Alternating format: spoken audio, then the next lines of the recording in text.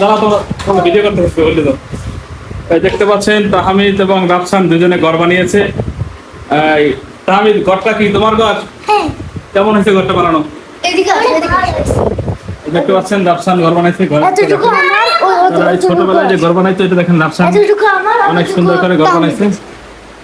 এই পাশটা হচ্ছে রাফসানের আর ওই পাশটা তাহমিদের। তাহমিদ আবার গাড়ি রাখবে।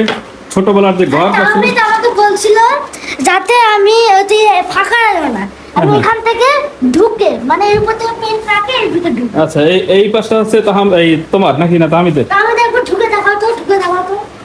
তাহমিদ আবার এখানে ঘর বানাইছে, দেখতে পাচ্ছেন কত সুন্দর। ছোটবেলায় যে আমরা ঘর বানাইতাম এরকম ঘর বানাইছে, দেখতে পাচ্ছেন তাহমিদ অনেক সুন্দর ঘর বানাইছে ঘরের মধ্যে।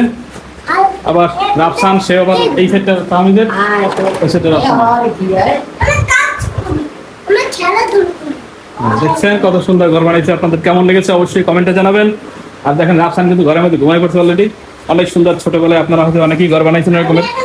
দেখতে পাচ্ছেন তাহমিদ এবং রাফসান দুজনে ঘর বানাইছে, তাদের কত সুন্দর ঘর।